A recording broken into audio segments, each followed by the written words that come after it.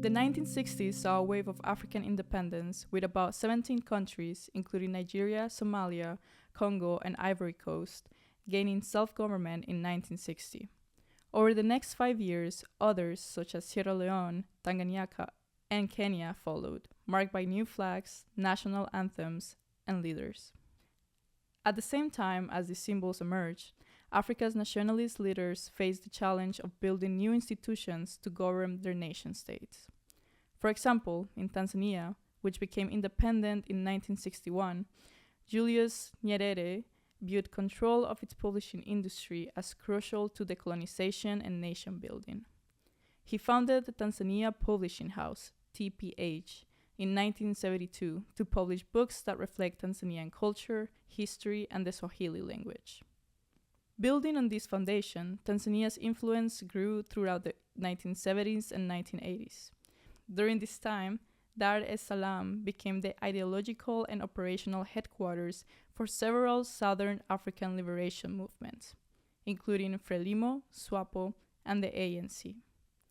At the forefront of this vibrant era, TPH played a central role by publishing and distributing anti-imperialist literature, including Walter Rodney's How Europe Underdeveloped Africa, Agostinho Neto's Sacred Hope, Samora Machel's Establishing People's Power to Serve the Masses, and Issa Shivji's Class Struggle in Tanzania. Integral to TPH's influence during these years was Walter Bgoya, who served as managing director from 1972 to 1990 and played a major role in making TPH and Dar es Salaam a center for progressive intellectuals from around the world.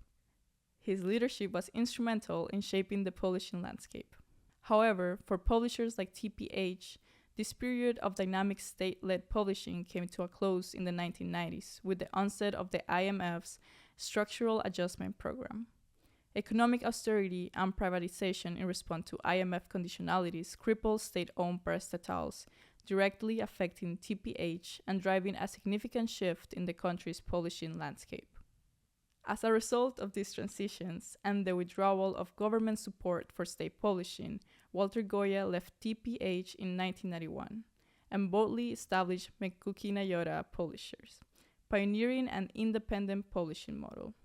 Since then, Mkuki has continued this legacy as a key force in East African publishing, producing critical academic, historical, and literary works. In this episode, Africanist press editor Cherno Alpha Ba interviews Walter Bgoya, focusing on how his leadership at TPH and founding of Mkuki reflect the broader evolution of post-independence publishing in Tanzania and Africa. The conversation explores the challenges and possibilities of African publishing as a tool for decolonization, cultural expression, and intellectual independence. Question again. Can you introduce yourself by telling us who you are and your relationship with the TPH bookshop? Yeah, my name is Walter Bgoya. I'm a retired publisher with Mkuki Nyota Publishing House, Mkuki Publishers, which is my company. But before that, I ran the Tanzania Publishing House, where this TPH comes from. Now, TPH, the present company, TPH Bookshop, is an entirely new company. It doesn't have anything to do with the old publishing company. But we kept the name TPH because TPH was a very popular company, and the location of where the bookshop is now was the same home of the Tanzania Publishing House. So we kept that name and set up the company's TPH Bookshop. We think now that the people who knew about TPH Publishing House are fewer and fewer and fewer, so we may have to change the name of the bookshop, because those who would be attracted to it are getting fewer and fewer, and people would be saying, what does TPH mean, you know? So, but that is the origin of the name. And I think as we go along, I will explain how I came also to be associated with the bookshop, because in all the time in the old days, it was always, by the way, a publishing house, but also a bookshop. Mm-hmm. So at that time, half of it was the publishing house, and the other half was there was a bookshop, and there was a narrow space, about a yard in between the two sides of the same building. But I think what will explain this will come in the next few questions that you're going to ask me. So I better reserve this so that I can explain it more at length when this question is asked. Mm-hmm. Yes, thank you very much for that clarification, because when we see TPH Bookshop today, we were still thinking about Tanzania Publishing House. So that's right. It's really good that you made the clarification. But yes, I would like to go back to, well, we come to the current bookshop, but I would like for us to go back and talk about those days when the Tanzanian Publishing House was established. And I would like to ask exactly, when was it established, the TPH Tanzanian Publishing House, and why was it founded, and how did you become involved with the Tanzanian Publishing House back then? Okay. Well, the Tanzania Publishing House was a state publishing house. And this had been set up together with the company in UK, Macmillan. Now, it was a joint venture between Macmillan and the National Development Corporation in Tanzania, which was the one which then set up this company. Together they set up the company, but was government owned. Macmillan were just managing it, because the majority shareholder of the company was the government. In fact, they owned 60% of the company, and Macmillan owned 40%, but Macmillan was running the company, management. So that's how it started, 1966. And just as anecdotally, in 1965, there had been a meeting of heads of state, I think in the Commonwealth. And at that time, the Prime Minister of UK was Harold Macmillan. And then he got, I think, I don't think it's true. He got this African president, said, why don't you set up companies to publish school books, and my company will help you. It was completely, exploitation. And then these heads of state who had very early on didn't perhaps catch on, they say, oh, it's a good idea. And so Macmillan set up various companies. It was not only TPH, but I think that Ghana had a publishing house there. Zambia had a publishing house. Uganda had a publishing house. And so there are about 4 or 5 companies with the Macmillan as a shareholder. So how did I get involved with this? Before that, I was working for the Foreign Office, Foreign Ministry, and I was a diplomat in some places in Ethiopia and China. But I was not happy with my life as a diplomat. I didn't like the restrictions of that particular profession.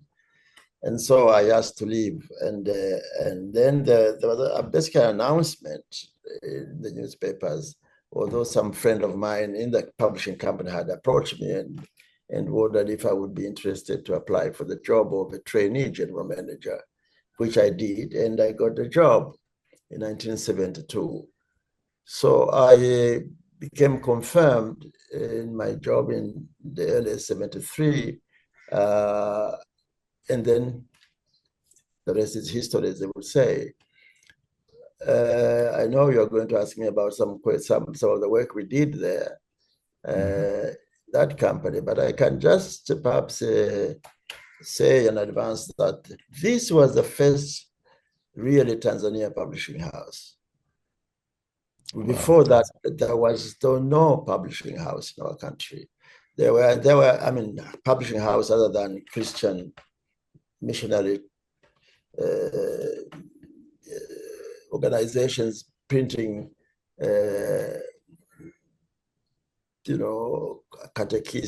catechisms and all religious texts and so on. But there wasn't a publishing house in Tanganyika, that is. Wow. The only other publishing house, there was an East African publishing house which was set up in Nairobi. And that was supposed to be owned by the three countries, Kenya, Uganda, and Tanzania. But for all practical purposes, it was a Kenyan company.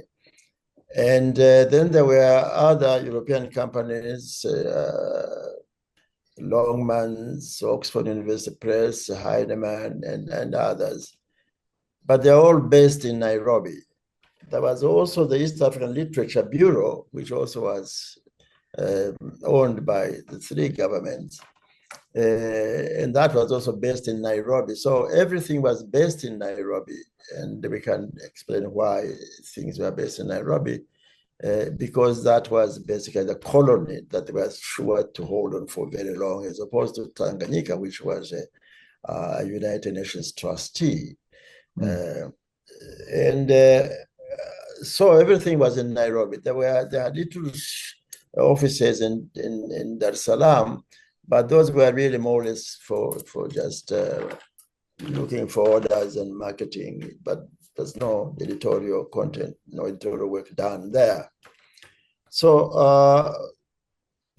when the company was established, TPH was again meant to publish textbooks. This was a very lucrative business, publishing for school books.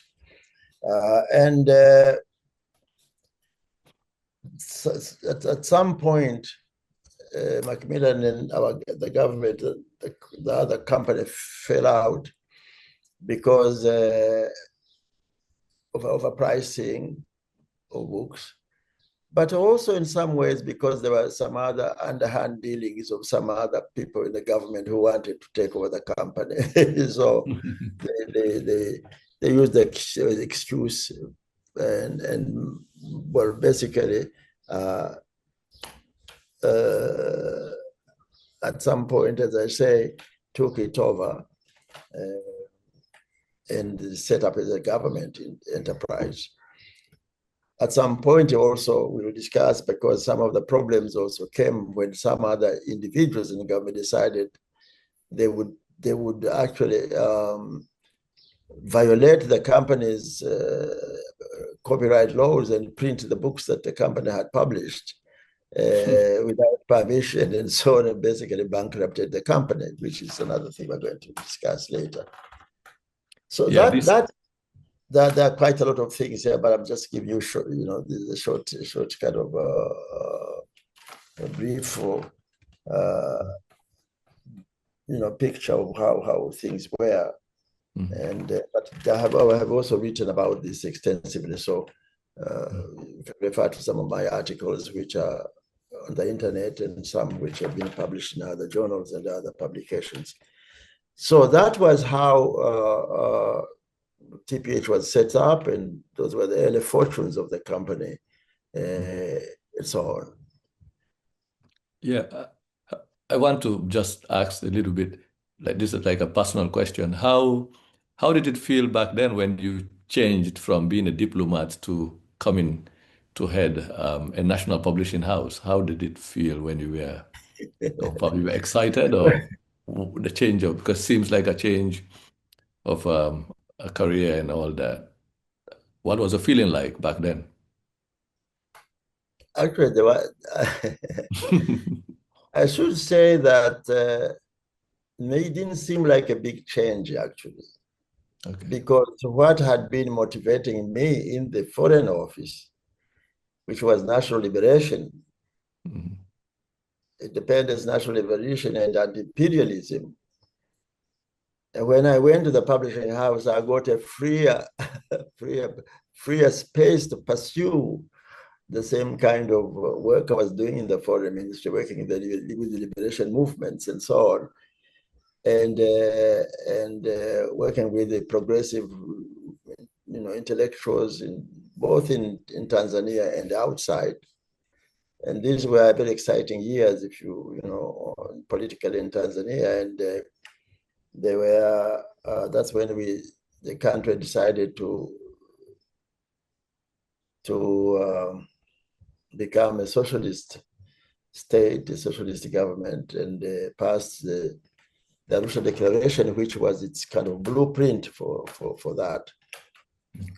So that was obviously something I was very, very keen about. And you see, when I came in, I reoriented the publishing house towards producing progressive literature, and basically continue with the same kind of ethos, the same kind of motivation, the same kind of inspiration that I had in the Foreign Office, which had been very much working with the Liberation Committee, the OAU, and liberation movements, and so on. Yeah. Just to follow up on that point, you became TPH general manager in 1972, and this was during a period of significant cultural growth in Tanzania, like you mentioned, and I would say East Africa or across Africa at the time, with the University of Dar es Salaam as a hub for some of the important conversations and debates that were happening. Yes. Yeah, intellectually during the early post-colonial era. And TPH, the Tanzania Publishing House, was central to that conversation. Right. Yeah. So what did this period mean for you personally? And what did it mean for TPH as an institution, a new publishing house? And how did those developments affect the broader intellectual community in the region, in Tanzania and in the whole Eastern African region at the time? Okay, let us start like this. As I say, when I went to the publishing house, I carried with me a certain kind of, how can I put it, a certain kind of identity, progressive, a bit radical, a bit crazy maybe in some ways. And so I went there and literally turned the company upside down in terms of its orientation. And some people who didn't like my orientation left the company and left us with hardly anybody, any staff. So I was doing everything. was the editor, I was the typesetter, I was the proofreader, I was designer, I was everything, Wow. So it was a very difficult time also for me personally, but I didn't see it that way. I just saw it as what had to be done. And, I had a lot of energy, I think, also. I was a very energetic person. I didn't mind working for 2-3 days without sleep or anything like that. It didn't bother me then. So that's how we worked. But one thing I think that is worth mentioning is that because of the connections I had with progressive comrades at the university, Dar es Salaam. I didn't go to the university there myself, but I attended most of the seminars that took place there when professors like Walter Rodney, Thomas Sentes, there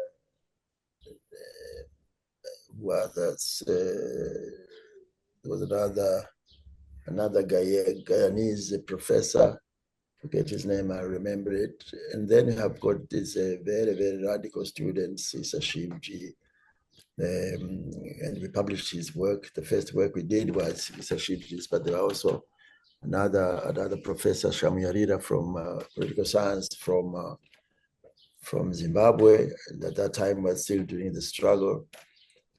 But one thing also that was interesting is in 1974, there was the Pan-African Congress, which met in Dar es Salaam in 1974. And that also brought a lot of friends and people to TPH. And at that time, we had published How Europe Had Developed Africa. And that book had really put the company on the map, so to speak. But we published other books. We did a book, War in Angola, a big book on war in Angola. We did class struggles. We had a series on political science. And, we published quite a few books, interesting books. And then there was the famous debate, the Salaam University debate on class, race, and imperialism, which was a very heated debate that went on for some time. And we published a book there. But now they were very, very hot debates. Sometimes they were too hot, I would say. Some comrades, they didn't fight physically, but it was very, very, very. There was hardly a talking point. They didn't hardly talk. They just wrote and then they, criticized each other very brutally, I must say.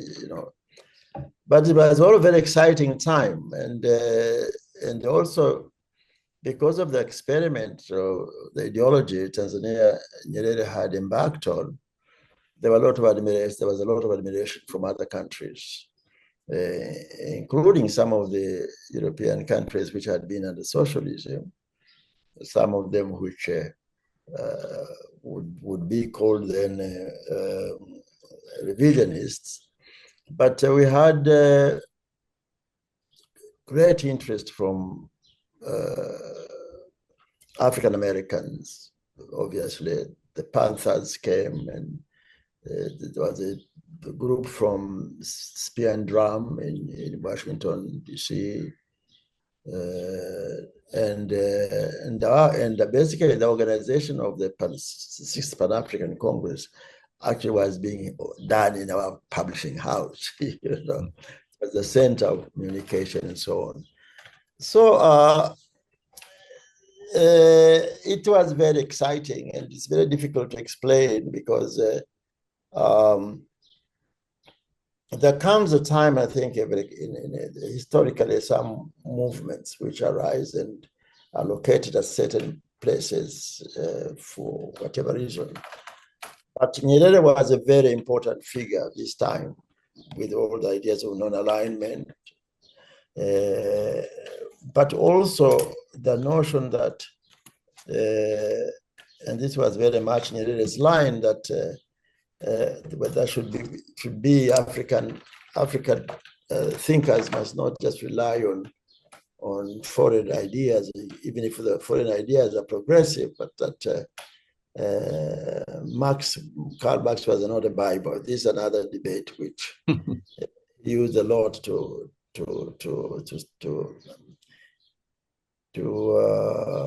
smear the left, the whole kind of relying on Marx instead of their own thinking. As I say, it was a position. But there were all these debates about Pan-Africanism, of course.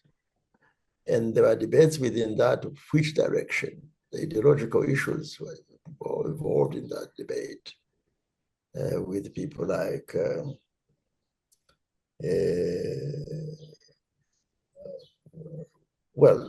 many of the liberation movements, some of them were not so sure in the beginning about the notion of Pan-Africanism, FRELIMO, Angola, which were Marxists leading and thought that maybe Pan-Africanism was bringing in the race issue, which obviously socialism did not accept as a platform for that particular time. But we had a lot of people, very, very interesting people. They brought many, many people, and many of them obviously went and became leaders. FRELIMO, where Machel, Samora Machel, Eduardo Mondlane, the first president, Marcelino dos Santos, who was one of the very, very engaged Marxist theoretician and freedom fighter. So we worked with those, and they worked also with the African American institutions, people like Charlie Cobb, Cortland Cox, and Jerry, who's now professor, Jerry Augusto, and other progressive people. So that TPH happened because all these other things that were happening. Because there was material to publish. Mm-hmm. We had a small group of comrades, but they read voraciously. So although we were a small company and we didn't have a huge market, but we were still publishing books and selling 2,000, 3,000 books in a couple of years of quite radical texts.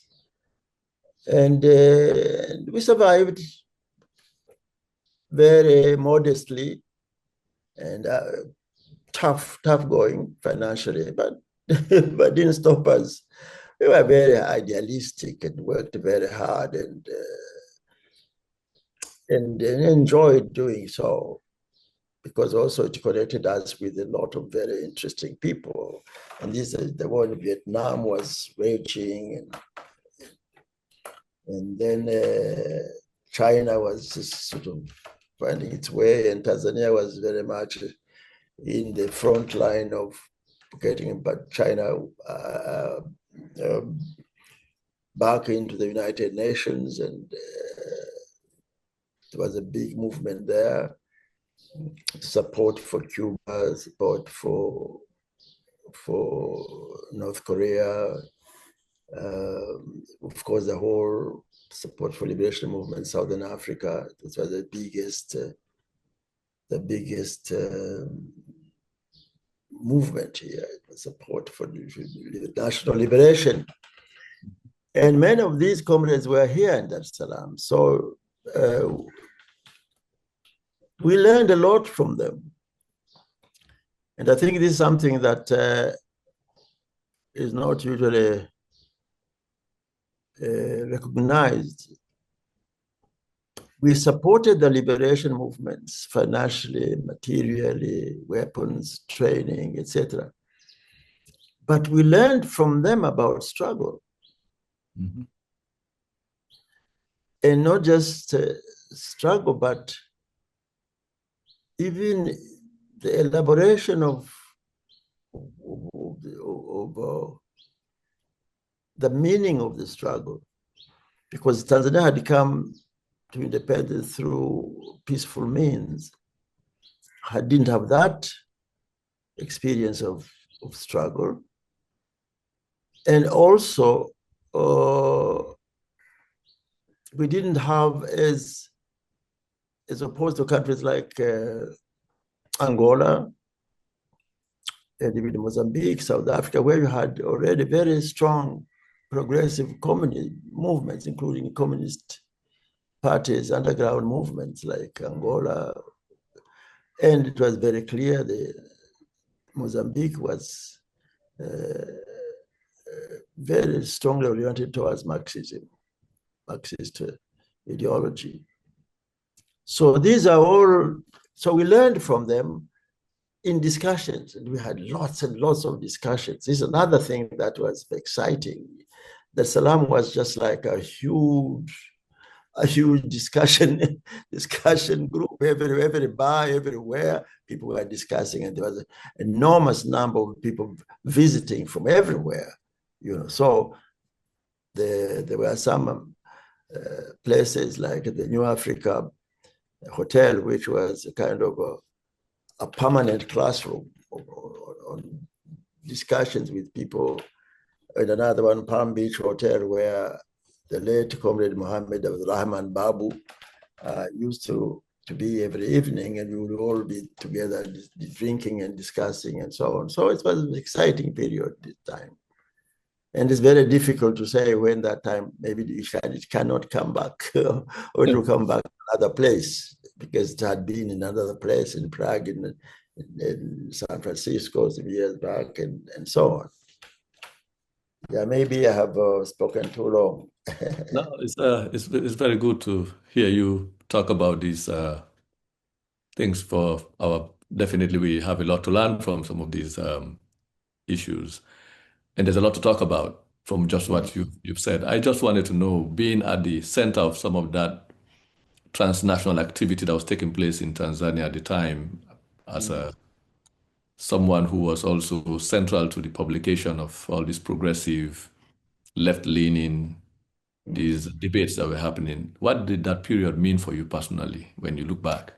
Okay, personally for me, it was a great period of learning, because I had been a student in America, and you don't learn very much there about some of these things, particularly in a university in the Midwest. So it was really almost getting another education. It was definitely getting another education. I think I had learned a lot in America. The struggle, the civil rights struggle, I got involved in it quite deeply. So also, and maybe that helped me also carry it forward in Tanzania. Well, in this kind of atmosphere, you really feel, and it's very difficult to explain, you feel really like you are living, that there is a purpose, something that drives you. You spend time, you can go, all night, 2 nights working. And at that time, publishing was a very, very different thing from what you have. At that time, there were no computers. So there were not even, it was using the old machines we arranged letters and so on. and very old technology operating. And I can tell you it was very hard, because sometimes you would have to go through five what you call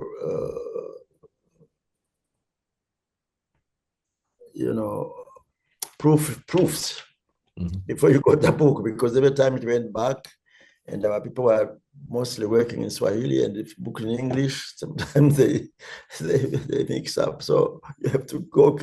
And at that time, it wasn't like cut and paste today. Cutting and paste at that time was actually cutting, then glue and pasting, and then with the line. Now we've got through a book like that.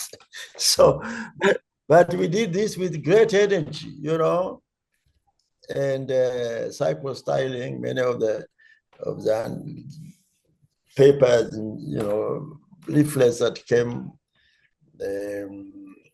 came from university circles underground, not underground as such, but not official, were being done on these old machines, whereby you typed on, and then you put ink, cyclo-styling machine, they called it. Personally, I can say this was a fantastic period of my life. I remember it very well. I was very, very energetic, and it was incredible that all that time we were still able to read quite a lot, and socialize a great deal as well, because we were very live, and dancing, and so if we had I had one evening every week where I say, this Friday night is dancing night, so no work Friday night. That's amazing. We will now be taking a short break. Following our break, we'll continue our conversation with Walter Bgoya.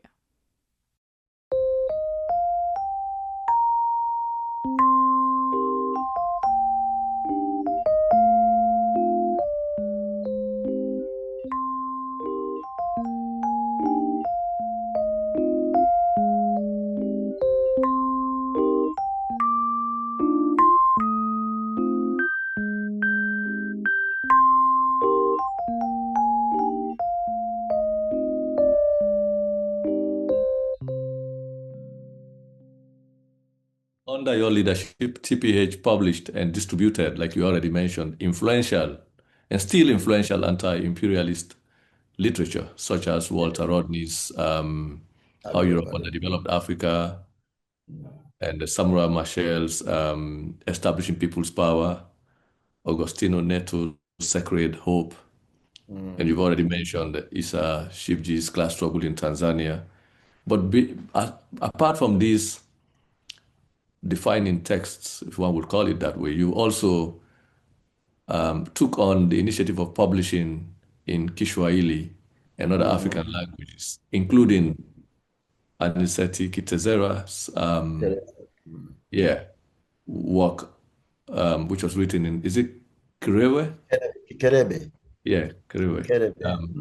So what I want to ask here is, what was it like navigating these complex publishing situations at the time? What actually informed your publishing decisions and your book marketing choices?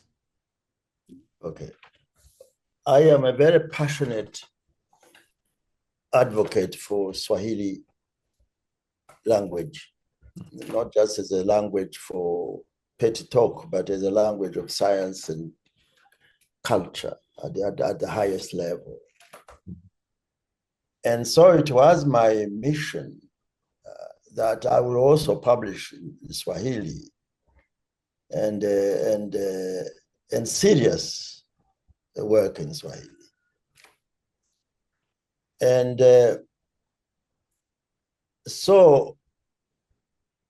and some of the comrades also were working in Swahili. For example, there was a huge debate that went on for years, more than 10 years, between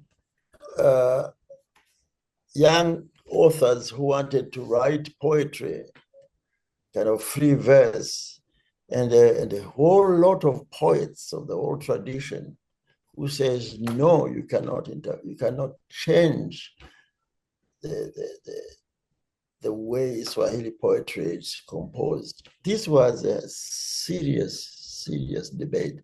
There's another thing, people, they're not informed. But these debates were not just political in that sense, but you had various kinds of ideas, movements going around. Like I had some very, very close old men, very old people, but who are very much involved, poets who also happened to have been involved in the liberation struggle.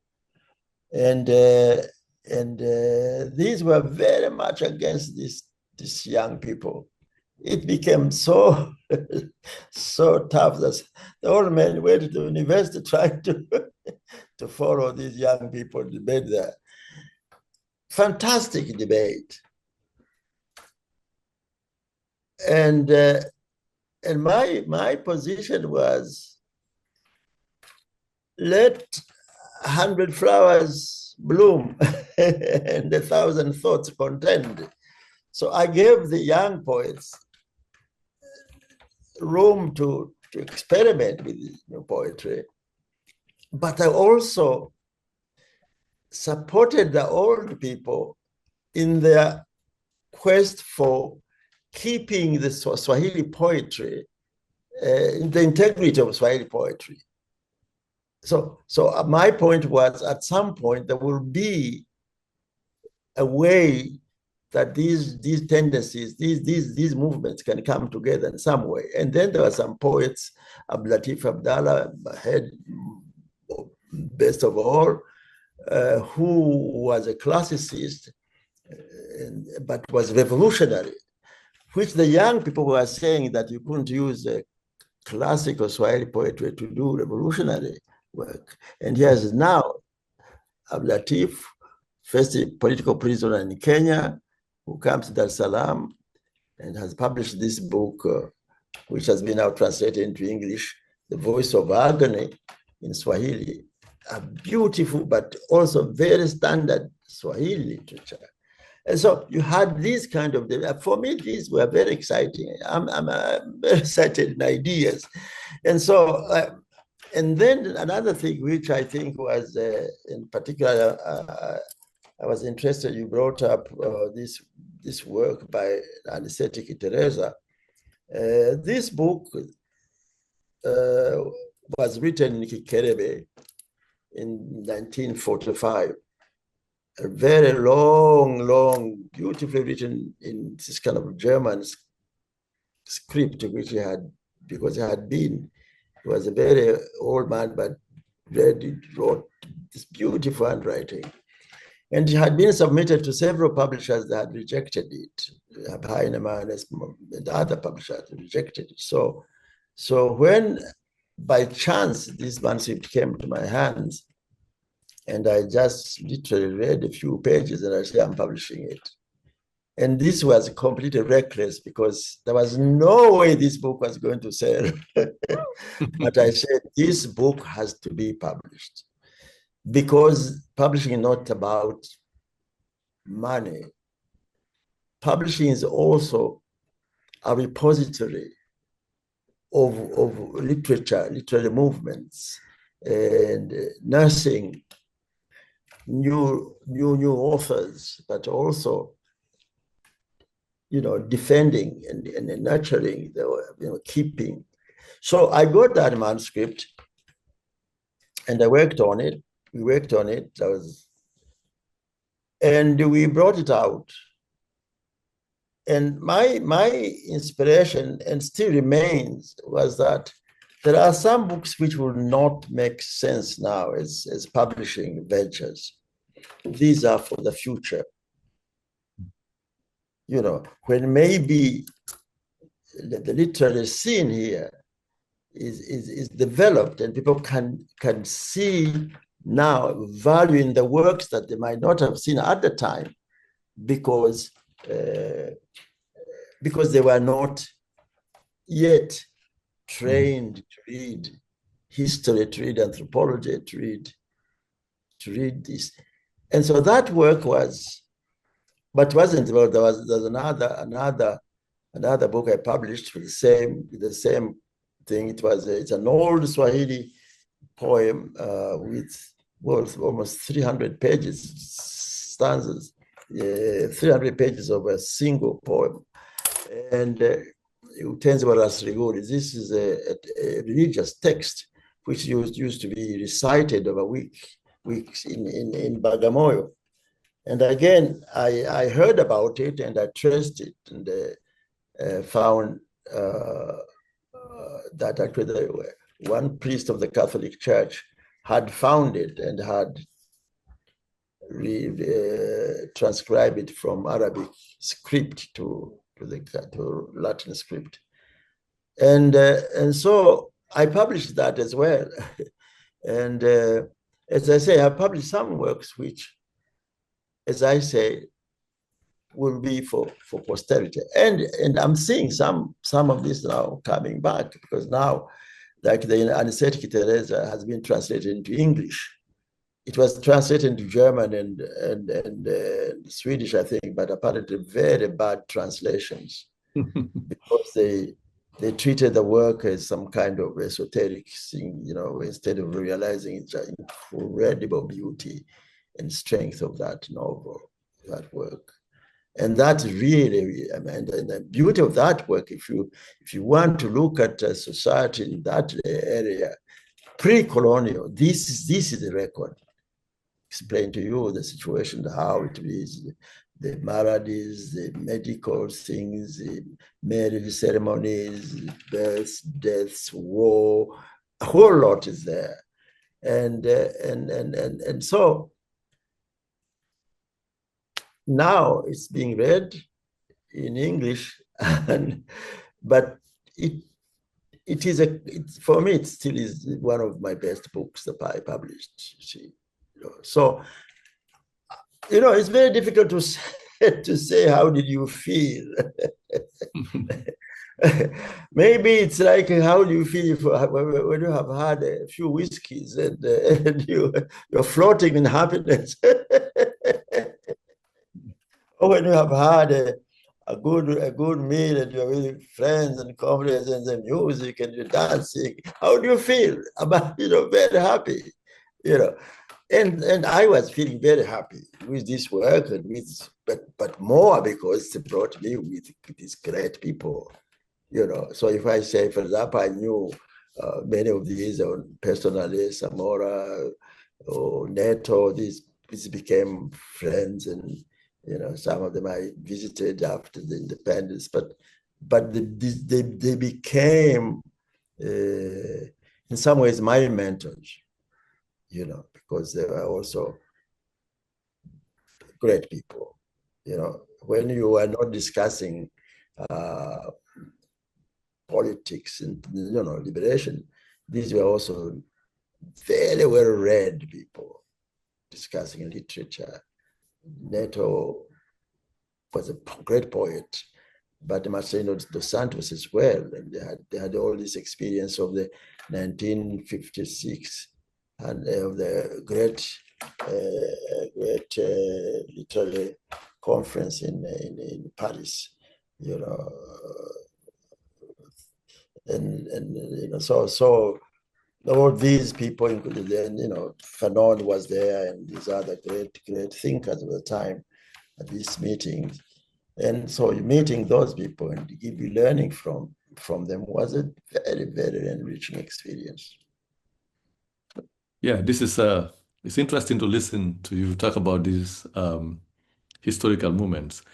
I want to move forward and talk about the late 1980s, which, as you remember very well, were a difficult moment, turbulent time for Africa's development, especially as several African governments, including Tanzania, adopted, the structural adjustment period, and African governments were forced into adopting austerity measures in response to the IMF structural adjustment programs and education.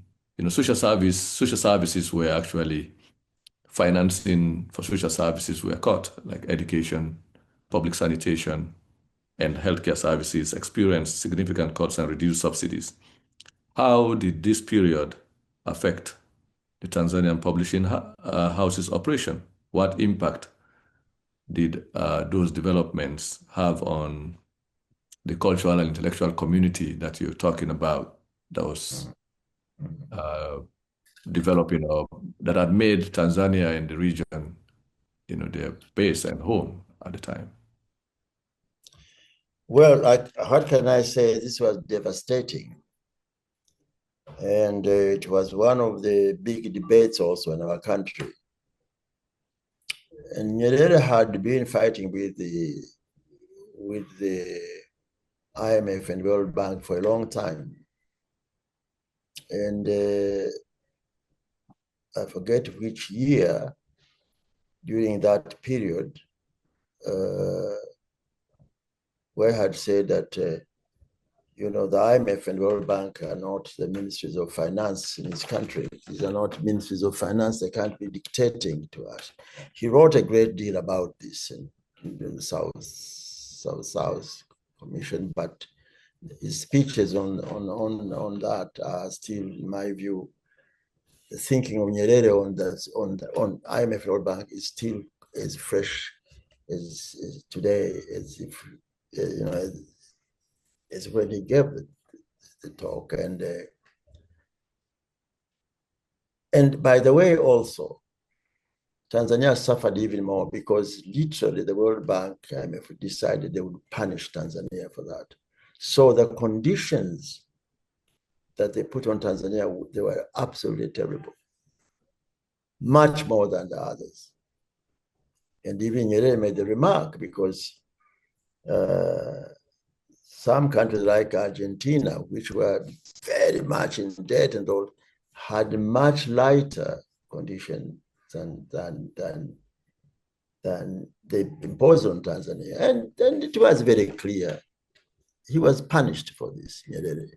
And of course, not just for that, but because of his socialist leanings. So it was a very, very, very difficult time. And then, of course, you must understand that there came the war also with Uganda, 78, 79. And that was supposed to have cost something like 500 million US dollars. For a country like Tanzania, to take $500 million to fight against Amin left the economy in dire state, in very tough situations. And those 2 years, of course, the whole economy had been geared into supplying for the war effort. And so when structural adjustment came immediately after that, then there had been all the problems of the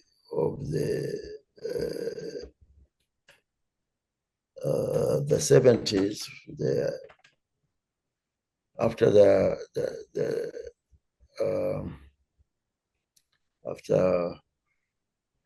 war in 1967 with the Arabs, Israel, and the petrol prices of oil had gone up drastically. Those also were very, very, very difficult times for the country. It's literally worthless. You see, because for instance, how it worked was, if say the price of paper was, say, I don't know, maybe $1,000 per ton or something. Okay, now 1,000, that would have been 7,000 shillings here, according to that. Now, if you devalue the shilling by say 50%, then you would need 14,000 shillings to buy the same paper. Okay, now, so we had this, the amount we had, as I say, 78,000, was enough for us to pay for the books, to print books and so on. But after a while, it was not possible. The printers also were caught in the same thing. They couldn't import paper from overseas because they did a foreign exchange for a start. And if they had it, to translate the money in Tanzania into dollars, would wipe up the value. So we came to a point where really things stood still. And this was where my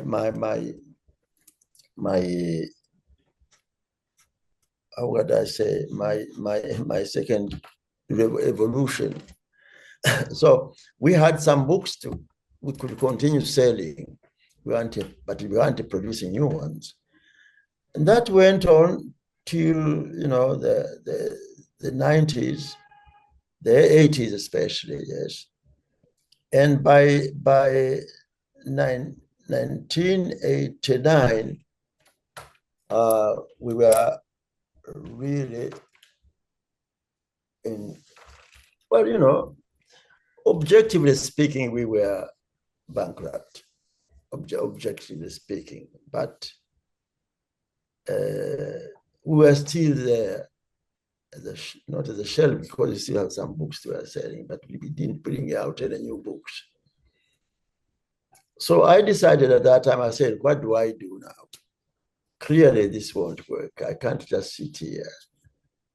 Okay. And then let me also say that I had some, how can I put it?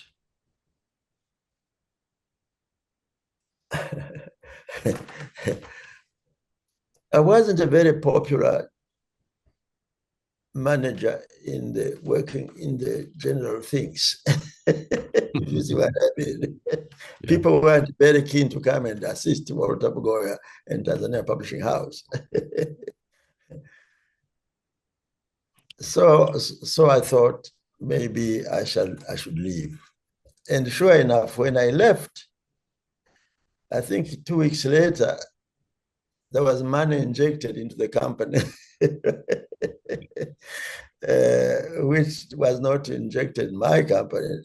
In fact, it was even money we were owed, but it wasn't paid to us. But when my successor came, they paid that money and they were able to. Meanwhile, I decided, okay, I didn't really know what to do, but I just went and I thought, well, I'll sit down and do some reading for a while and see what happens. But then some years back, I had set up a company through my father. I said, well, let's just register a company that in the future I might be able to use. So I set up this company, Mkuki and Nyota, in 1981. I just registered it. And it did only one book, and just it was even correct published as we treated something and we gave it to the author. But the company stayed, you know. So when I left TPH, I thought, oh, okay, at least I've got a company that it is there, it's dormant, and so let me. And then I had a young artist, very nice young artist, and I decided, well, look, let's do some little children's books. He said these were cheaper to produce, and this young artist was so good. So we did a couple of books, children books. Unfortunately, he didn't live long because he and my brother were some of the early victims of AIDS, so they died. And so that was a big loss for me. But as luck would have it, there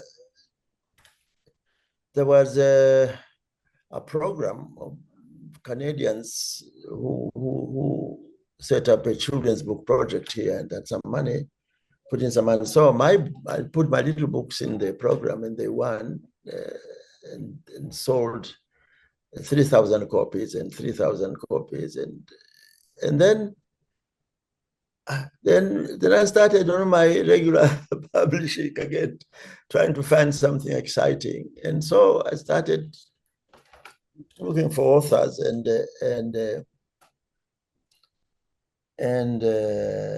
yeah, started, and don't know how we managed, but we really took over. Basically, we became the new TPH.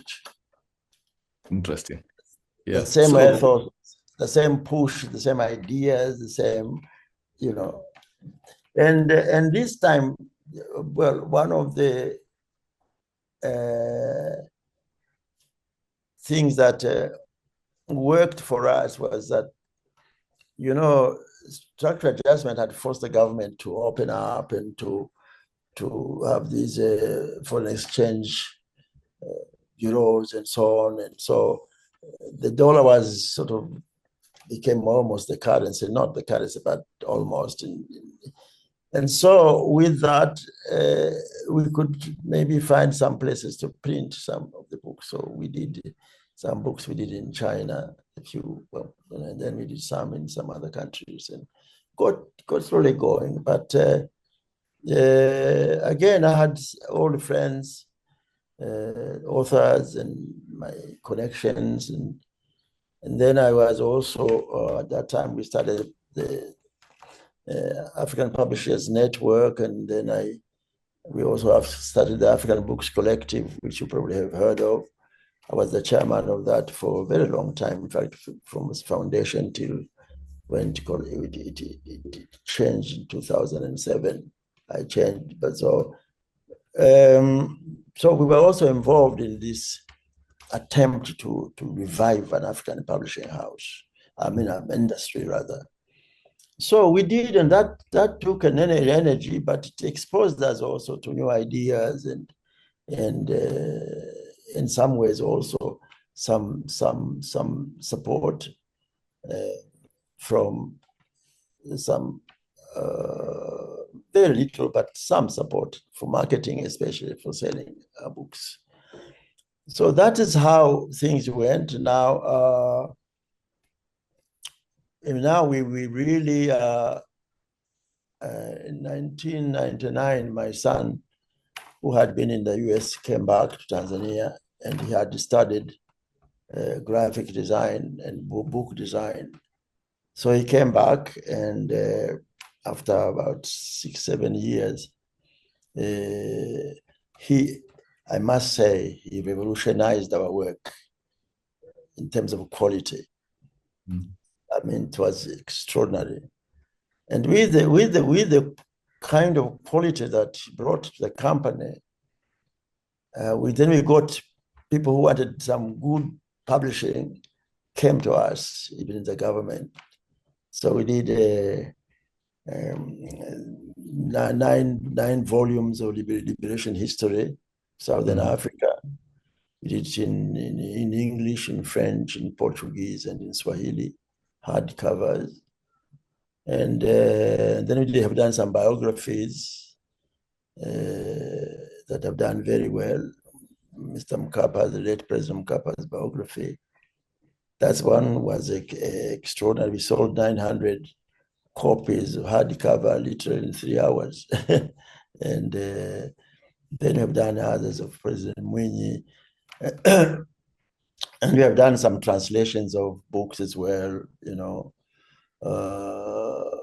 and then I retired. I retired. I am the chairman now. So, but my son runs the company and he's doing a better job than I ever did. But till we talk, and your work, definitely, listening to all this, we can see that your work in book marketing and publishing spans this long period, the late 20th century to the early 21st century now. And you have witnessed major changes in your lifetime with working with book, with the rise of now the internet, the online book market, and electronic books, which were not the case back then. And print on demand as we have it today. So what I want to ask is, what do these changes mean for publishers, for authors, and for readers, and for someone like you who has spent your whole life almost working with books and publishing and dealing with the publishing world, trying to get African authors, works of African authors out in the world? How have these shifts affected institutions like the ones you've built over the years and the literary communities that you've worked with in Tanzania, East Africa, and maybe beyond? Well, I'm not afraid of technology. And I can say without any hesitation that if the internet had not come at the time it came, we might not have succeeded in publishing. Good. Really, at some point, we couldn't have. Before the email, can you imagine writing a letter 30 days to a place and then another 30 days back, and maybe we just couldn't have done so. This is number one. Number two, we were disconnected from anybody, no ideas. But with the internet and the email, then now we could talk to publishers. We could know what's happening elsewhere. And then there was, even for editing, we could go to these platforms like, where you get information. Wikipedia. People knock it up, that is, but it gives you a start, You You could go read it and you could discuss with the author. You could ask somebody else about, you can communicate. I started communicating with the publishers in America and friends. I could ask them for ideas. I could, sometimes if I could send it to somebody, here is a document, read and maybe edit it for me. Or all that was not possible without the internet, to be frank. It was just not possible. You could communicate in Tanzania, but even there, communication with the phone is amazing, and I'm having to struggle myself being a scrolling junkie because there's so much that interests me that it's becoming very hard to get off this little terrible machine. But there is knowledge, okay? So all these things, in my view, and I got my first mark in 1985. When it was a little box, and so on. And I've always been. In fact, let me also tell you, the idea of printed demand was a brainchild of discussion between me and some other people, the inventor in New York. With the World Bank, we had been talking about how to make publishing in Africa possible. And I was very, very inclined to thinking that technology, combining if I remember in 1980, when there was 81, there was a World Book event in London. And I already had an idea that it might be possible in the future to link the computer to the printer, to the commercial printer, which is exactly what happened with the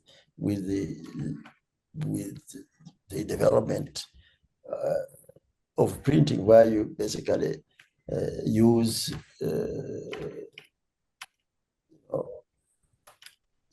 you use the electronic, setting and so on, typesetting. And incidentally, I imported a print-on-demand machine. It was the only one. There were only two in Africa. One in South Africa, no, three. One in South Africa, one in the library in Cairo, the Great Africa Alexandria Library, and myself. And we get such a hard time because there's new technology in America, and oh my God, I can't explain to you. Once we had to bring the fellow to come to fix it, first of all, and fly here, we paid the fee. And then he had to come to fix it when it broke down. He came, fixed it. 4 days later, we were back to square one. And so actually, at some point, my son said, "Dad, we must throw this thing away." I said, "No, we can't. We can't work." So finally, through the African genius, we found some way to work with it. And now it's done a lot to help us to be able to bring short-run books, 100 copies, 50 copies. And sometimes, particularly when we have to do samples of books, we can do a sample. If you're from a PDF, we could run a book. The machine was able to print 6 copies per minute.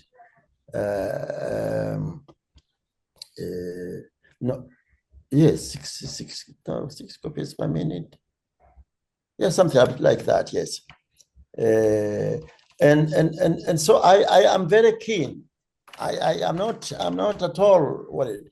In fact, and this I don't know for sure, but I think we have to also think that there are people who actually learned reading using the phone.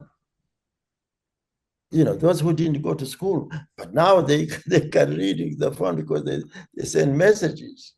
They're counting. People, the peasants who didn't know, they're counting. They're using the calculator, to know what the value of the crops and so on. So this, for me, yes, of course, it has also brought pornography and all kinds of stuff, silly stuff, and gossip and social disturbances. But hey, this other one is interesting. And now we are working also on audiobooks. We are doing audiobooks. Soon we are going to launch. We have got a good recording studio for that. And we have now already read 40 books, but we want to have many so that we can really take off properly. And now I know that discussion is AI. Mm-hmm. I have no problem with AI. I understand the potential problems, and I'm very aware of it. But I say, it's no use fighting. You just find some way to use it.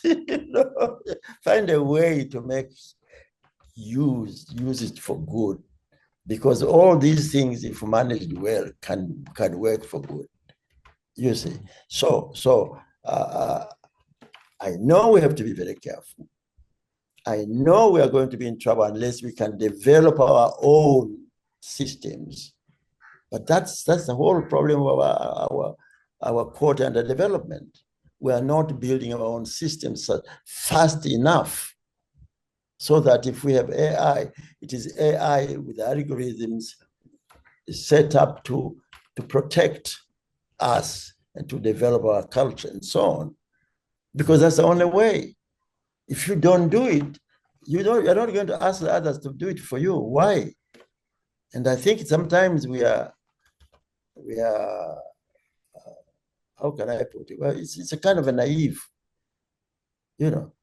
This struggle is a struggle to own, to think, to create, to build things of our own, That's what Pan-Africanism is all about, joining forces so that we don't have to rely on this, so that we are the ground breakers.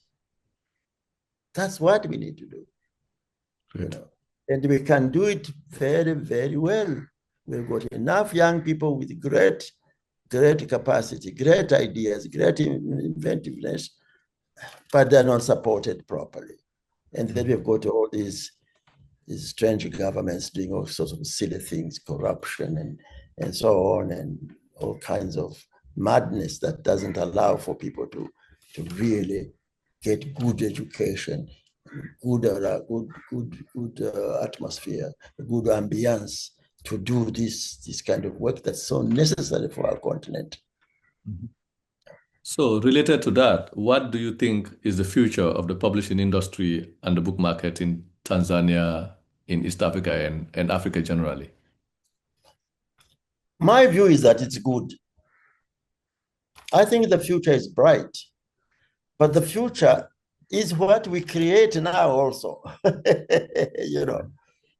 If today, for instance, we give our children books, okay, every family, if every village has a library, if every primary school has a library, how can there be no market in the future? We don't have a market today because reading, and by the way, there's a kind of pejorative approach. Africans have no reading culture. This is nonsense. How can you have a culture of something you don't have? Huh? How is it possible to build a reading culture if you don't have books? There's no possibility.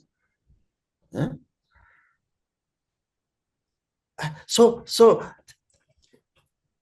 But African people are reading. You know how many people are reading on the internet? They're reading foolish things, okay, but they're reading. And if you give them something interesting, they will read.